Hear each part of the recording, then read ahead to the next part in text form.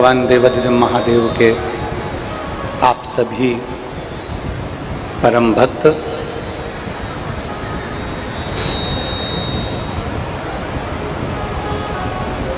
बड़ी मुश्किल से मानव की देह मिली।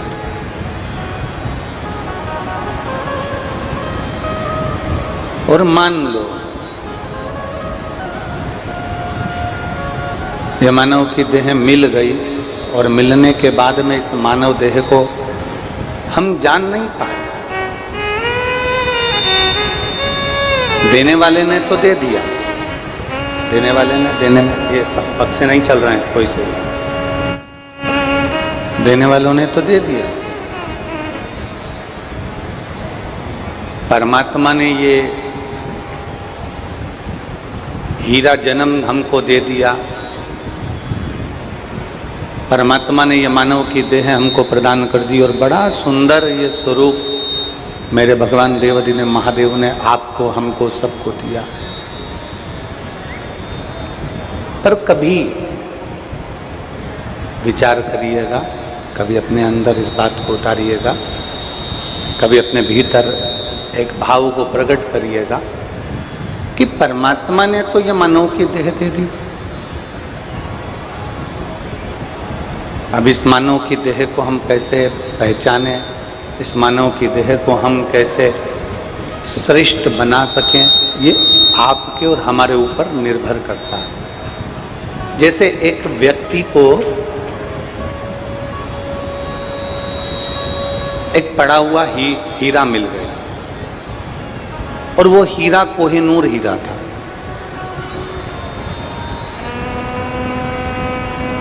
वो उसको समझ नहीं पा रहा। शिव महापुराण की कथा कहती है वो उसको जान नहीं पाया कि ये हीरा कोहिनूर हीरा है। उसने तो बस वो हीरा लिया, वो हीरा उठाया और वो हीरा लेकर, उस हीरे को लेकर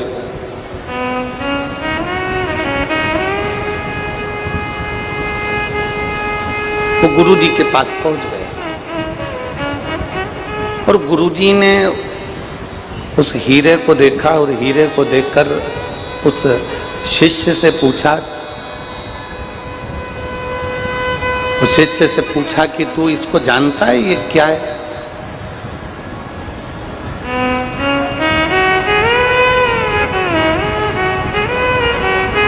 जो तेरे हाथ में रखा हुआ है इसको पहचानता है, ये क्या है? शिष्य ने कहा, गुरुदेव बस मैं तो रास्ते से आ रहा था और मुझे ये पड़ा हुआ पत्थर मिल गया।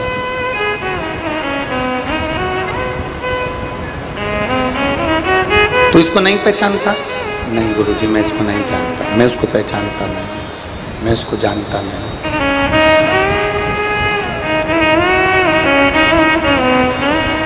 बस गुरुजी ने कहा, एक मनुष्य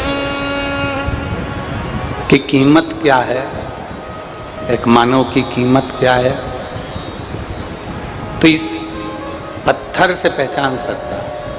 ले इस पत्थर को लेकर जा और छोटे से छोटे व्यापारी से लेकर बड़े से बड़े व्यापारी तक इस पत्थर को, उसकी कीमत आंक। ये प्रसंग हम पहले भी एक बार बोल चुके हैं, इस प्रसंग को हम पहले भी सुना चुके हैं।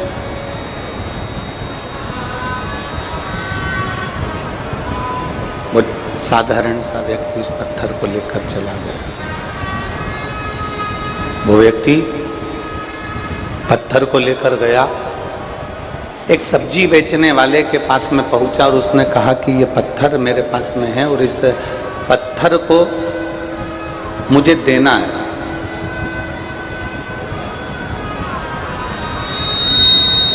इस पत्थर को मुझे देना है, क्या आप इस पत्थर को ले सकते हो?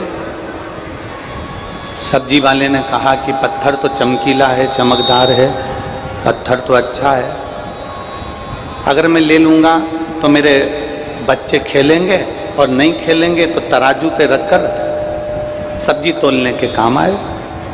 उसने कल ले, ये 2 रुपये ले, और 2 रुपये लेकर इस पत्थर को मुझे दे दो। उसने कहा 2 रुपए में मैं पत्थर नहीं दूंगा। चल अच्छा 4 रुपए ले ले, नहीं दूंगा। उसने पत्थर को लिया, लेकर आगे गया। एक किराने की दुकान वाला मिल गया और किराने की दुकान वाले से कहा मुझे ये पत्थर देना है। किराने वाले ने विचार करा कि इतना सुंदर पत्थर है, इसकी चमक कितनी जोरदार है, एक काम करता हूँ ये पत्थर मैं ले लेता हूँ।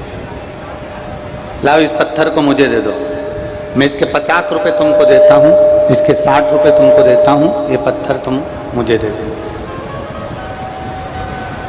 इस पत्थर को तुम मुझे दे दो। उसने उसको भी पत्थर नहीं दिया। अब वो पत्थर लेकर आगे बढ़ा तो एक कपड़े वाले की दुकान पर गया। कपड़े वाले ने पत्थर को देखा तो चमकदार पत्थर था। उसने कहा इसको मैं ले लेता हूँ, इसके 1000 रुपये मैं तुझको दूंगा। उसने भी उसको नहीं दिया। धीरे धीरे सुनार को मालूम पड़ गया, सोने चांदी वाले को मालूम पड़ गया कि कोई हीरा लेकर घूम रहा है और उसको हीरे की कीमत नहीं मालूम। सुनार ने कहा, जोहरी ने कहा कि ये पत्थर आप मुझको दे दो, ये पत्थर मैं ले लेता हूँ और इसकी कीमत 1 लाख रुपए मैं तुझको दे देता हूँ। जोहरी को भी उसने पत्थर नहीं दिया, जोहरी को पत्थर प्रदान नहीं किया। जब जोहरी को पत्थर नहीं दिया, राजा को सूचना मिली कि कोई कोहिनूर हीरा लेकर निकला हुआ है और उसकी कीमत आंक रहा है। राजा ने उसको बुलाया कि ये पत्थर हमको दे दो और हमारी पूरी राज्य की जितनी भूमि है, जो राजघराना है, सारा की सारा तुम ले लो। उसने पत्थर उनको भी नहीं दिया। वापिस गुरुजी के पास आ गया, गुरुजी आखिर ये पत्थर क्या है? तब गुरु ने कहा कि ये मानव का शरीर और ये पत्थर कोहिनूर हीरे जैसा है, जिसको पहचानने वाला चाहिए कि कौन किस वैल्यू से पहचानता है।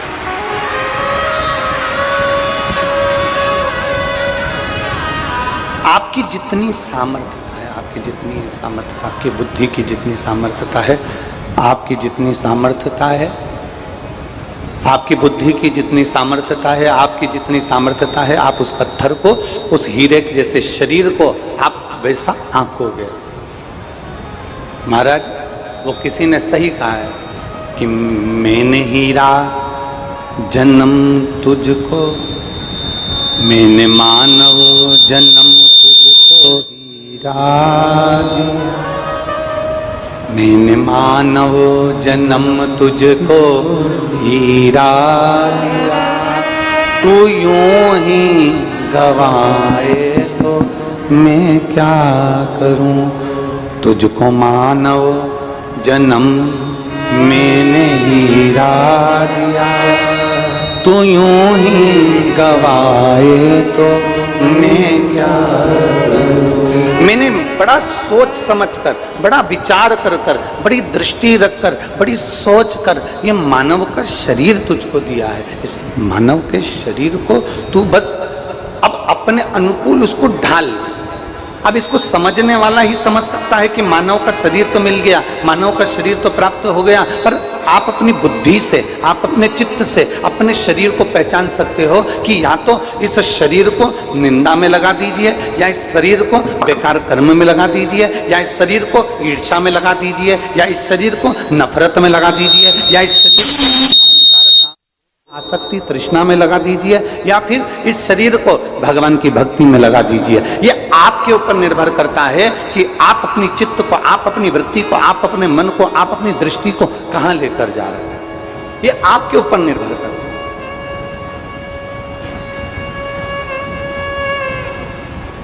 अहंकार में अगर इस शरीर को लगा दिया, अभिमान में लगा दिया, तृष्णा में लगा दिया, आसक्ति में लगा दिया, वासना में लगा दिया, ये कुछ भी नहीं चल रहा है क्या? आसक्ति में लगा दिया, निंदा में लगा दिया, तृष्णा में लगा दिया, काम में, वासना में लगा दिया, तो ये शरीर बेकार है, इसकी कोई मूलता नहीं। और यदि वही शरीर, किसी ने बड़ा सुंदर कहा है, माता, पिता और परमात्मा, जम के बोलो कौन कौन? आवाज नहीं आई, जरा जम के बोलिए। माता, पिता और परमात्मा। शिव महापुराण की कथा कहती है, इन तीन के पास में जाकर थोड़ी देर जरूर बैठना चाहिए। पहले नंबर पर माता के पास, दूसरे नंबर पर पिता के पास, तीसरे नंबर परमात्मा के पास में। क्यों? जब हम हमारी माँ के पास में जाकर बैठते हैं, दिन भर तुमने व्यापार क्या किया, दिन भर दुकान पर क्या किया, दिन भर नौकरी में क्या करा, आपके घर में अगर वृद्ध माता है उसके पास में जाकर थोड़ी देर बैठो, उसके पास बैठोगे, उसको समय दोगे तो एक ना एक तुम्हारा मुसीबत का हल तुम्हारी माँ अवश्य बताएगी। अपने पिता के पास जाकर बैठो। घर में बुजुर्ग पिता है, बाप अगर घर में है, पिता अगर घर में है, तुम कहीं से भी आओ, दिन भर कितने भी व्यस्त रहो, कितनी भी नौकरी में, कितने भी व्यापार में, कहीं पर भी व्यस्त रहिए, 2 क्षण अपने पिता के पास जाकर जरूर बैठो, वह आपको अपनी मुसीबत का हल जरूर बताएंगे। और तीसरे नंबर पर परमात्मा, जिस महादेव को आप चाहते हो, राम को, कृष्ण को, शिव को, दत्त को, तुम्हारी मर्जी पड़े तुम जिसको भजते हो, उस परमात्मा के करीब में 2 क्षण आकर जरूर बैठो। माता, पिता और परमात्मा तुम्हारे को मंजिल तक पहुंचाने वाले होते हैं, तुम्हारा मार्ग सुलभ करने वाले होते हैं। कुछ देर माता के पास में जाकर बैठिए, कुछ देर परमात्मा के पास जाकर बैठिए, कुछ देर अपने पिता के पास जाकर बैठिए और बैठो। थोड़ा समय अपने बुजुर्ग माँ बाप को देने का प्रयास करो, थोड़ा समय परमात्मा को देने का प्रयास करो। हम ये नहीं कहते कि तुम दिन भर अपने माता के पास बैठे रहो, हम ये भी नहीं कहते कि तुम दिन भर अपने पिता के पास बैठे रहो, हम ये भी नहीं कहते कि तुम दिन भर परमात्मा के मंदिर में जाकर, शिवालय में, देवालय में, तीर्थ में जाकर बैठ जाओ। हम तो इतना कहते हैं कि अगर एक क्षण आदि में पुण्यात, अगर थोड़ी सी भी समय हमने हमारे माता पिता और परमात्मा को दिया है तो उस क्षण का सदुपयोग जरूर होगा और कुछ ना कुछ आपकी जिंदगी में अच्छा जरूर होगा। माता पिता परमात्मा कभी बुरा नहीं करते। दुनिया में सब बुरा कर सकते हैं, दुनिया में सारी दुनिया, सारी सृष्टि आपका बुरा करने में लग जाएगी, सारी दुनिया आपका बुरा कर सकती है, सारी दुनिया आपको गाली दे सकती है, सारी दुनिया आपको अपशब्द कह सकती है, सारी दुनिया आपको ताना दे सकती है, सारी दुनिया ईर्ष्या में भूलकर आपकी निंदा कर सकती है, पर केवल एक माता पिता और परमात्मा ऐसा होता है जो कभी कुछ आपके लिए गलत नहीं कर सकता। वो करेगा तो हमेशा आपके हित का ही करेगा और आपको आशीर्वाद ही देगा। वो माता पिता और परमात्मा। 2 क्षण जाओ उस परमात्मा के पास, 2 क्षण जाओ अपनी माता के पास, 2 क्षण जाओ अपने पिता के पास। थोड़ा बैठो, थोड़ा चर्चा करो, थोड़ी देर बैठा करो। आप लोगों में से सब लोग शिवालय जाते हो? जम के तो बोलो। जल चढ़ाने जाते हो ना? अगर जल चढ़ाने के लिए आप शिवालय जाते हो, भगवान शंकर के मंदिर जाते हो, जितने लोग आस्था चैनल पर कथा सुन रहे हैं, जितने फेसबुक यूट्यूब पर कथा सुन रहे हैं, उनसे निवेदन करूंगा, और जितने इस पवित्र भूमि पर बैठकर कथा सुन रहे हैं, अगर शिवालय जाते हो, भगवान शंकर के मंदिर जाते हो, भगवान देवाधिदेव महादेव के पास में जाते हो, अपने इष्ट परमात्मा के पास अगर जाकर बैठते हो, तो 2 क्षण बैठकर बाबा से अपने दिल की बात जरूर कहो। जब दिल की बात कहोगे तो मेरा बाबा सुनेगा जरूर और उस समस्या का हल करेगा जरूर। बोल बम का नारा है, सारी समस्या का हल। आप उसके करीब में जाइए, आप उसके नजदीक में जाइए, आप उसके पास जाइए। और खाली ना जाता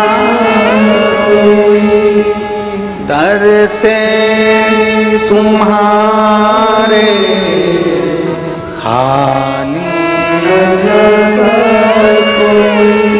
दर से तुम्हारे, मैं भी खड़ी हूँ बाहें पसारे, अपने हृदय से लगा लो, लगा लो, गिरा जा रहा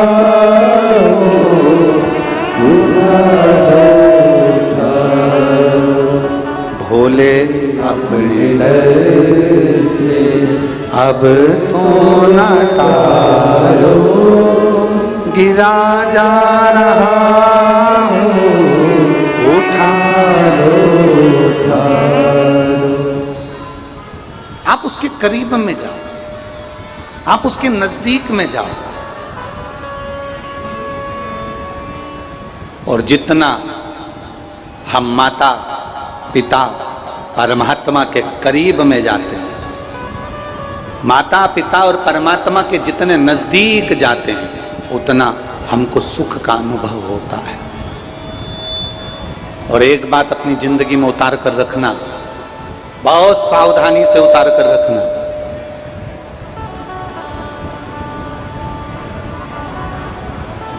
अपना दुखड़ा, अपना दर्द, अपनी तकलीफ किसी से मत कहना।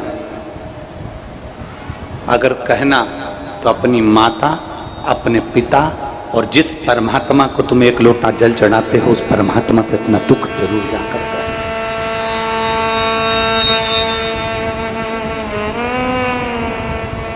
उसको पहचानो।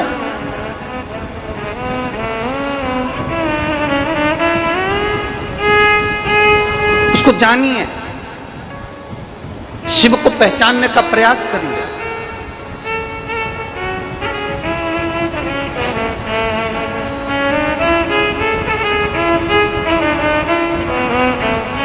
उस परमात्मा को जानने का प्रयास करिए।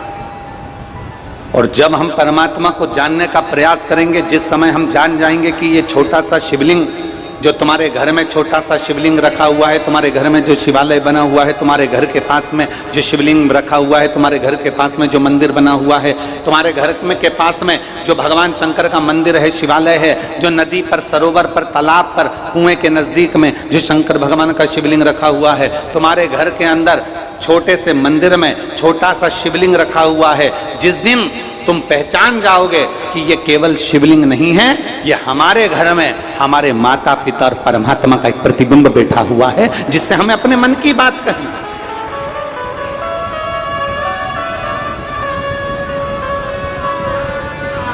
जिसको हमें अपने दिल की बात कहना।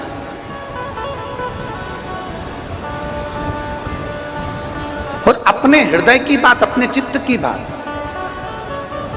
मैंने मानव जन्म तुझको हीरा,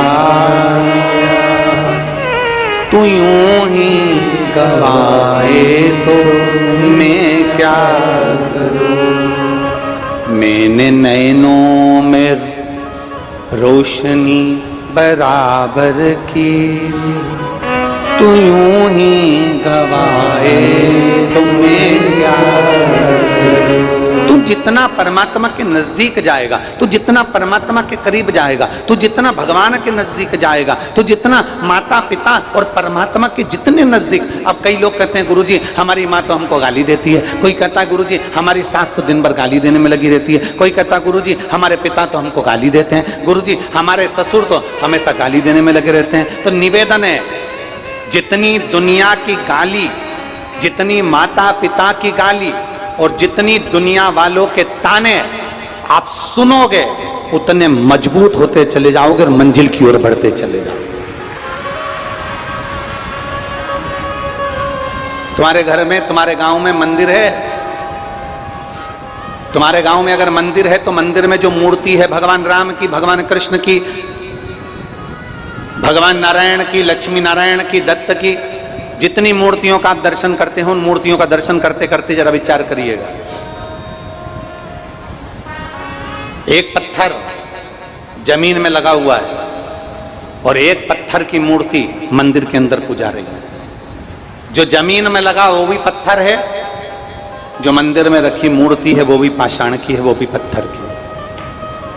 अब जरा विचार करिएगा, इस पत्थर में और मूर्ति में क्या अंतर है। पत्थर को तराशा गया, नक्काशी करी गई, काटा गया, हथौड़ी चलाई गई, छेनी चलाई गई, खूब पत्थर को झेलना पड़ा, खूब मारा, तब जाकर वो पत्थर मूर्ति बन पाया, और मूर्ति बन गया तब जाकर वो किसी मंदिर में जाकर पूजाया, तब जाकर वो पत्थर किसी मंदिर में पूजाया। जब आपको कोई गाली देता है, अपशब्द कहता है, ताने देता है, आड़ा टेढ़ा बोलता है, आपको आपके लोग कहते हैं हमारी सास हमें गाली देती है, लोग कहते हैं हमारे ससुर हमें गाली देता है, लोग कहते हैं हमारे माता पिता हमको गाली देते हैं, वो जितना जितना देंगे जितना जितना आपके लिए उंगली उठेगी, जितना जितना ताना दिया जाएगा, जितनी जितनी गाली दी जाएगी, जितना जितना अपशब्द कहा जाएगा, उतना उतना आप मंदिर में बैठने की एक मूर्ति की तरह से जाओगे। और याद रखना, सहन कर लिया तो मूर्ति बनकर मंदिर में पूजा गए। जो सहन नहीं कर पाए वो जमीन पर पत्थर लगकर उस पर जूते भी रखाते हैं, उस पर ठोकर भी लगती है। सहन करिए। और ये मानव का शरीर मिला है, सहना पर कहना नहीं। दुनिया अपशब्द बोले उसको बोलने दो, दुनिया ताना दे उसको देने दो, दुनिया गाली दे उसको देने दो। घर के लोग अपशब्द कहीं कहने दो, दुनिया के लोग, घर के लोग तुमको ताना दें, मेरी माँ ने ये कह दिया, मेरे पिता ने ये कह दिया, मेरे भाई ने ये कह दिया, मेरे बंधु ने ये कह दिया, मेरे सखा ने ये कह दिया। दुनिया के लोग ताना दे देने दो, दुनिया के लोग गाली दे देने दो, दुनिया के लोग अपशब्द कहने दो। सहना पर कहना नहीं, क्योंकि हम उनके जैसे नहीं हो सकते। हमें परमात्मा ने अपना बनाकर भेजा है, तो हमारी वाणी से हमें अपशब्द नहीं कहना। सह लो पर कहो ना। हमें कहना नहीं है, हमें भगवान की भक्ति में इतने डूब जाना है, हमें भगवान के भजन में इतने डूब जाना है, हमें परमात्मा के भजन में इतने डूब जाना है कि हमारे मुख से सुबह शाम दोपहर रात दिन जब भी मौका मिले भगवान शंकर का या तो पंचाक्षर मंत्र नमः शिवाय, या षडाक्षर मंत्र ओम नमः शिवाय, या फिर श्री शिवाय नमस्तुभ्यम, इस मंत्र का जाप हम करते रहें, इसका स्मरण करते रहें, हम इसको पुकारते रहें, इसको जपते रहें। या तो पंचाक्षर मंत्र जपें, षडाक्षर मंत्र जपें, या श्री शिवाय नमस्तुभ्यम जपते रहें। या हमारी तकलीफ की घड़ी में, या हमारे दुख की घड़ी में, या हमारे कष्ट की घड़ी में हमें मजबूतता प्रदान करता है।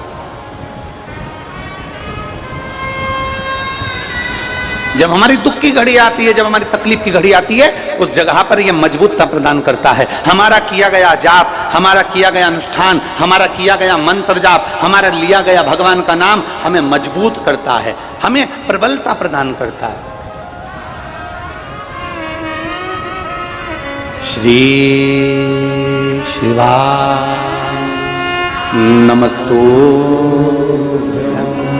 श्री शिवाय नमस्तु, श्री शिवाय नमस्तु, श्री शिवाय नमस्तु। कभी मौका मिले तो शिव महापुराण के विद्येश्वर संहिता को उठाना, उसको पढ़ना।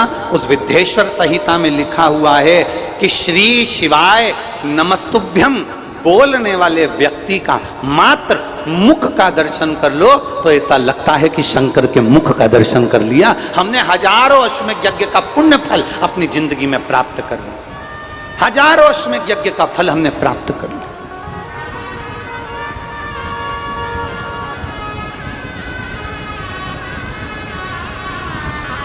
शिव कथा कर रहे,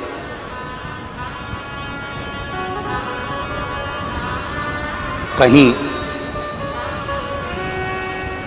अभिमत्ता व्यक्ति के भीतर होती है तो वो परमात्मा से भी दूर हो जाता है, भगवान से भी दूर हो जाता है, भजन से भी दूर हो जाता है।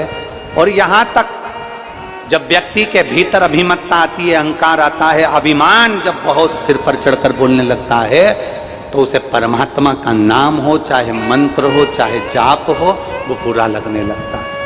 अभिमत्ता में, अहंकार में। अब देखिए कितने सुंदर प्रसंग आया, शिव महापुराण में वर्णन आता है कि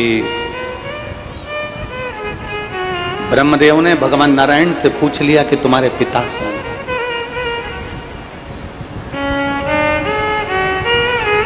बहुत सुंदर संवाद है, बहुत ध्यान से सुनिएगा कि ब्रह्मा जी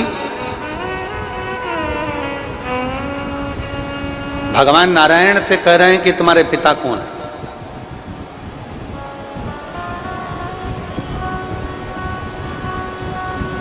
श्रीमान कैलाश जी, श्रीमान राम नारायण जी, श्रीमान प्रहलाद जी, श्रीमान ये तो हमारे यहां के पिता हैं। ये तो हमारे पृथ्वी के पिता हैं, ये तो हमारे मृत्यु लोक के पिता हैं। पर यदि सही मायने में अगर कोई तुमसे पूछे, सही मायने में अगर कोई तुमसे पूछे कि तुम्हारा पिता कौन, तो हमें छाती ठोक कर कहना चाहिए हमारा पिता देवाधिदेव महादेव है, हमारा पिता है। और वो सहज नहीं है।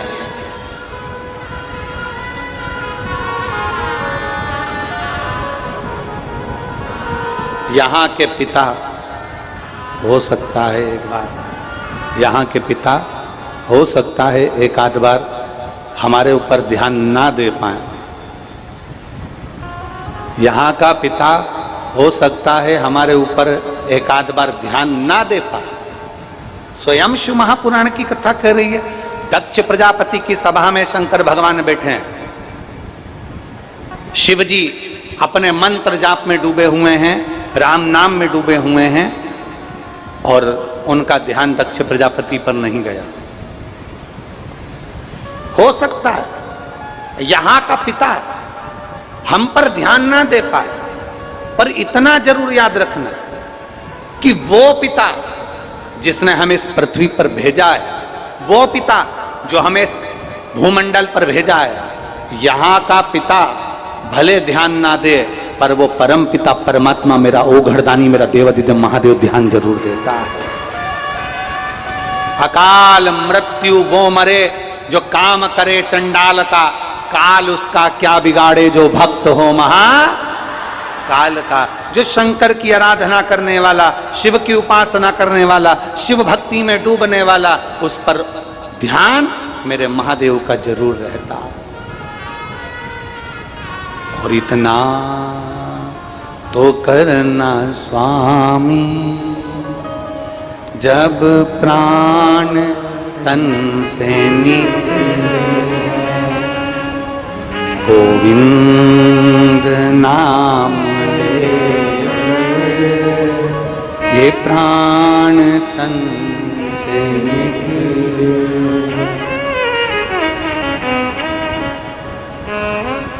ये प्रयास हो,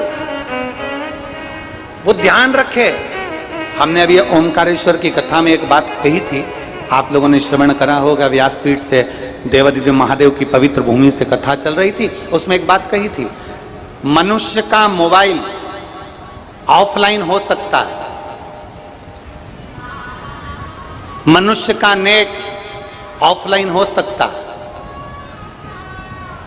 मनुष्य का नेटवर्क ऑफलाइन हो सकता है, पर परमात्मा का नेटवर्क तुम जिस दिन से पैदा हुए हो ना, मां के गर्भ में जिस दिन से आए हो, उस दिन से लेकर मरोगे ना, तब तक भगवान का नेटवर्क कभी फेल नहीं होता, वो तुम्हारे को देखता ही रहता है, वो तुम्हें देखता है।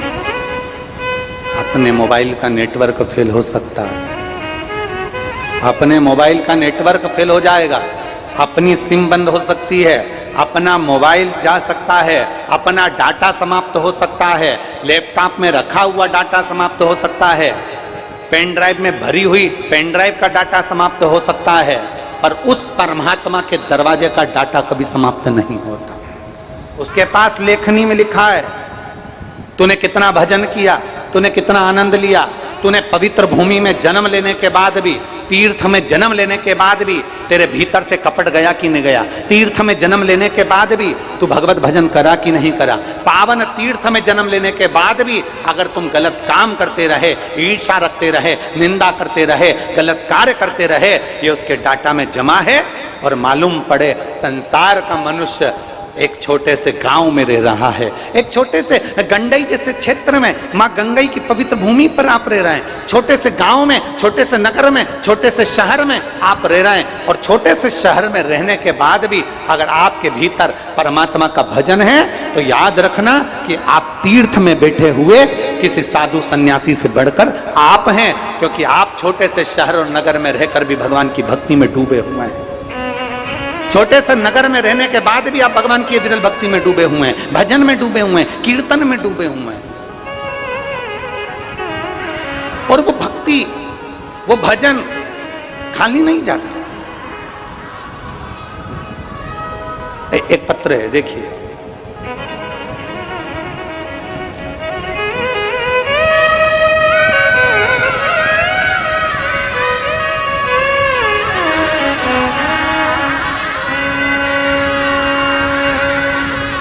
मेरा नाम प्रीति तिवारी है।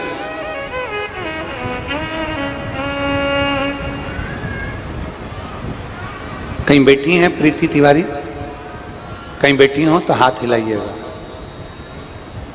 अगर कहीं बैठी हो तो हाथ हिलाइए। मेरा नाम प्रीति तिवारी है। गुरुजी, जो लोग पत्र को पढ़ रहे हैं, गला पकड़ रहा है माइक, जो लोग पत्र को पढ़ रहे हैं एलईडी पर या आस्था चैनल पर या फेसबुक यूट्यूब पर, ध्यान दें। मेरा नाम प्रीति तिवारी है। गुरुजी, मैं जगदलपुर छत्तीसगढ़ की निवासी हूँ।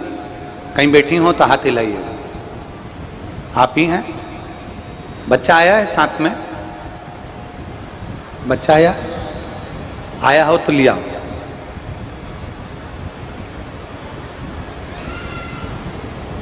अगर नहीं आया है,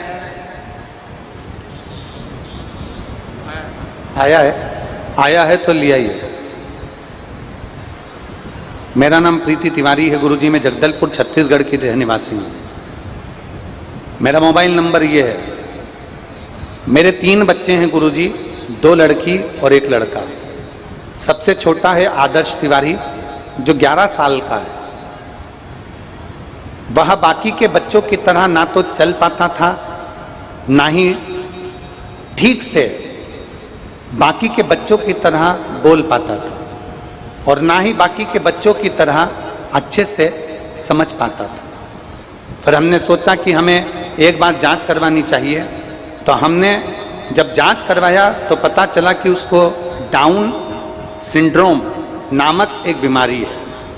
इसमें ना तो बच्चा ठीक से बोल पाता है और ना ही ठीक से बाकी बच्चों की तरह ठीक से समझ पाता है, और बाकी बच्चों की तरह शरीर का विकास भी नहीं होता है। गुरुदेव, आज मेरा बेटा बाबा देवादिदेव महादेव का पूरा नाम, मंत्र का पूरा जाप करता है। दुनिया के लोग मुझसे पूछें कि श्री शिवाय नमस्तुभ्यम में क्या है, कोई मुझसे पूछे, मेरा बेटा एक शब्द नहीं बोल पाता था, चल नहीं पाता था, बैठ नहीं पाता था, पलंग पर पड़ा रहता था। आज कोई मुझसे पूछे श्री शिवाय नमस्तुभ्यम में क्या है, आज मेरा बेटा बाबा देवादिदेव महादेव की कृपा से 11 साल के बाद मुख से उसके श्री शिवाय नमस्तुभ्यम निकलता है। आज मेरा बेटा अच्छे से चल फिर पाता है, अच्छे से बोलना भी शुरू कर दिया है। बाबा की इतनी अच्छी असीम कृपा हुई है कि सीहोर में हम 3 साल की कथा सुन रहे हैं। 2022, 2023, 2024 हमने 3 बार की कथा सीहोर कुबरेश्वर धाम की सुनी।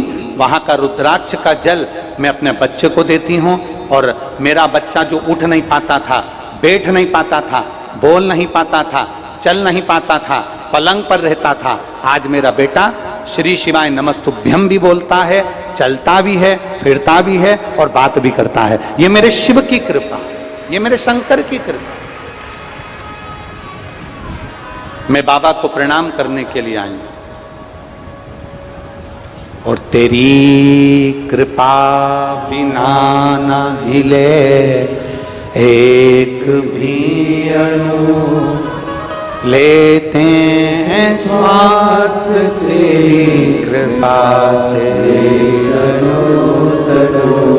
बखान क्या करूं मैं राखों के ढेर का, चपटी भभूत में खजाना कुबेर का। हे गंगाधार मुक्ति द्वार